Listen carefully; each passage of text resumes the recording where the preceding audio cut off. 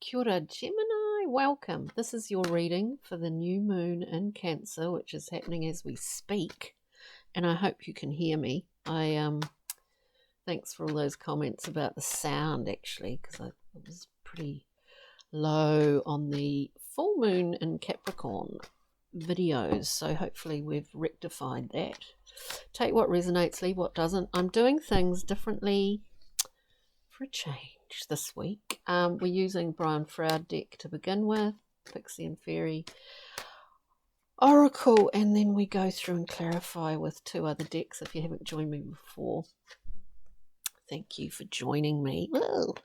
Well, we seem to have our cards just sliding out. We've probably got a few too many, but that doesn't matter. Take what, did I just say that? Take what resonates, leave what doesn't. Check out any other titles that stand out at this new moon time. And of course, the moon's nodal axis is changing as well into the Aries Libra, the kind of me, myself, and I, and relationship axis. So, Aries Libran axis after that time of, which seemed like a very long time, Taurus, Scorpio axes of those nodes of the moon. Okay, Gemini, here we are. We have Meikle and Muckle. We might be feeling like we can really see, like, you know, through layers, through people's layers, through the masks, through all sorts of things. We can see detail as much as the big picture all at once, which is a bit of a mind blower, really. But this is what Meikle and Muckle really is all about. And keeping a sort of tally, you know, that's a busy mind, which is not unusual for Geminis to have a busy mind. At some point, though, we can see all of this from the micro to the macro. We have to come back to base at some point and refocus, don't we? But maybe this is what the rhythm has been lately, is going from micro to macro to micro, and all of that space in between. We come back to base with Sylvanius. This is like a little fellow of the forest, quite an earthy, like a earthy creature. We're seeing the sacral area lit up, like it's a real sense of belonging. But more to the point, speaking of masks, we're taking off the mask of truth, paradoxically, to reveal the truth. And that's that lit up sacral area, that sort of our our connectors with others, our relationship with others. We see the singular sort of truth there as well, cutting through all of that. So we're kind of feeling pretty sharp, Geminis, at the moment. We then have Nellis the Alchemist. This is a process that's been going on for a while. Alchemical process. You could say it's part of,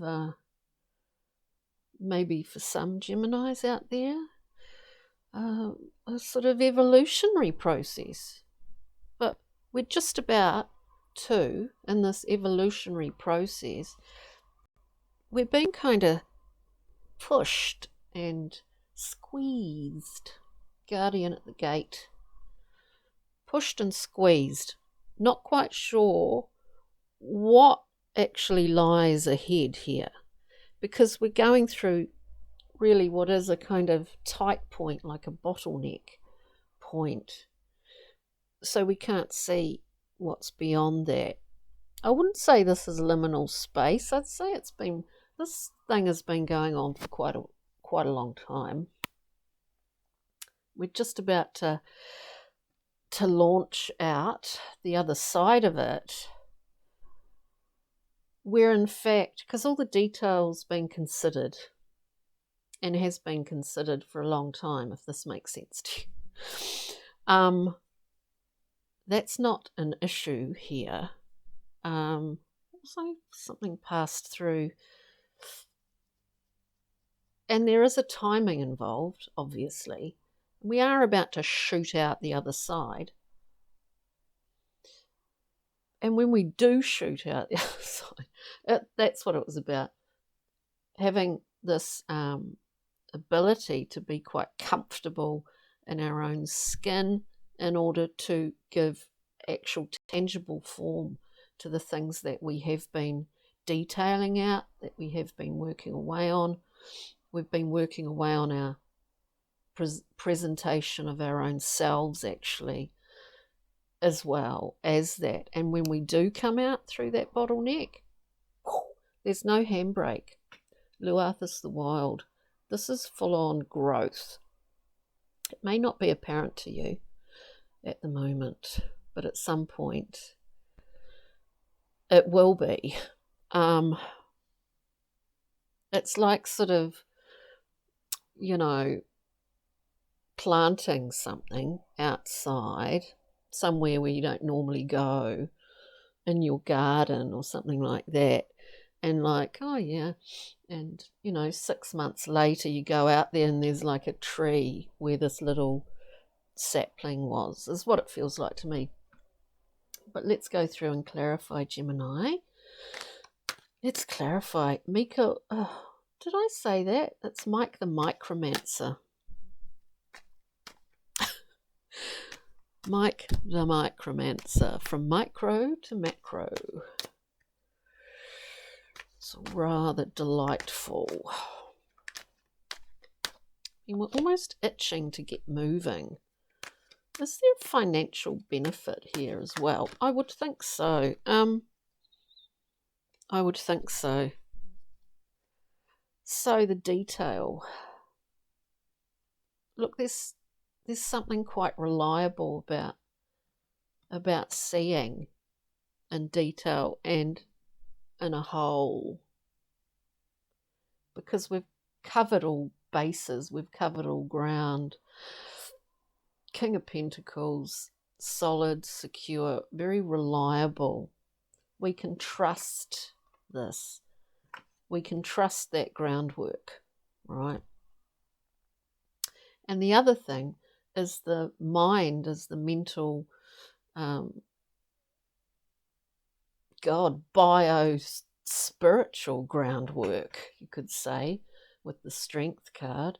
We've tamed our monkey mind beast, or at least we've understood and are aware of the machinations of that within ourselves, the difference between our ego and psyche and all of that stuff. So that's sort of all the groundwork. Let's look at Sylvanus of the Forest, revealing the mask of taking the mask of truth away to reveal the truth. Speaking of masks, Sylvanus of the Forest, messages coming through. Messages coming through. Immediate speed. So we're kind of oscillating between this outcome of great speed and growth, and yet we're waiting for it. It's immediate, but it's like being in two different time zones. Gemini, two different time zones. 8 of Wands, speed and communication, clearing of clearing or a very clear way of communicating, a very immediate way, a clearing of any confusion with the 8 of Wands, and the 8s are all about the mind. We know where someone else is at, or we know where we're at. Nellis the Alchemist, which clears the path yet again, doesn't it? We go from self to other. The path is clear. We understand self, we understand other, dual nature, whatever way you want to look at it. When we understand ourselves, we can then understand others more clearly. Nellis the Alchemist. Oh, excuse me. Timing. This has started quite a long time ago. Fire of fire. You know, I mean, in any great alchemist's cauldron, you know, we need fire to transform. And here we have the knight, very fast, again, fast-moving knight of wands, of rods. There's a shape-shifting ability that this knight has, because fire needs fuel, doesn't it? And fuel is part of, you know, the transformational process. And it's also baptismal. It's, no, I don't mean that in terms of water. It's also purifying, that's the word. Fire. With that, we have the three of wand. We're holding those two wands. We know our resources. We know our agency on a personal level. What we do with our resources is our choice, and it is our authority. And so, propelled by the ace behind, we are on the path here. As I said before, bringing thought into form is this sort of process here, but we've had to learn a few things along the way, you know, as is always the case. Guardian at the gate, pushing through the birth canal, Gemini. You know, the sun's been coming up a lot in these readings for the new moon in Cancer. It's quite interesting. Guardian at the gate, pushing through the bottleneck. It's an amazing card there in that blue light. We get the sun. So maybe beyond that little tight bit, we get blasted with some great solar force, some solar light, some activation. As is in the case of a sort of the purifying flame, we get this sort of vital, life-giving heat, sun, solar force. As we move through that tight bit, we are moving through that, I do think. At the moment, it feels like. And we also have the Six of Swords, a wonderful card, moving to a more conducive place that is more beneficial for us. God, in this whole process, we've had enough time to think about it, haven't we, Gemini? So, Luarthus, the wild. The wild. There's no handbrake here. There might be someone involved here, like, I don't know, some sort of reciprocal feeling. We have the two. Beautiful, harmonious card. Looking at Luarthus, the wild. No handbrake. No handbrake on the ability that we have to give and to receive, because it's just as important to be able to receive as it is to be able to give and to be of service to others. And this is a great reciprocal card. It's probably one of the most beautiful cards actually in the Thoth deck. Harmonious, beautiful card. I mean, it's called Love in that deck. So amazing. We come out maybe more whole, maybe more lovable, do you think? Whatever it is, Gemini. But let's just get a Thoth, something from the Thoth deck we've got here. No, we haven't. Put those, just give them a good shuffle. Just a card, please, for Gemini at this time of the new moon. In Cancer, we've got one of the loveliest cards. It is called Completion. It's the double 11 card in some decks, the homecoming, the happy, welcoming place, a place where you belong, a place where you can be yourself. And in the Thoth deck, it's called Completion. It is it refers to, you know, a lot of things that we embark upon, achieve, complete in a lifetime. This generates our wheel, you know, it keeps us revolving. It's our place, it's our wheel. And we see, speaking of fire, you know, the not only the cleansing properties of fire, but fire to transform is in this card.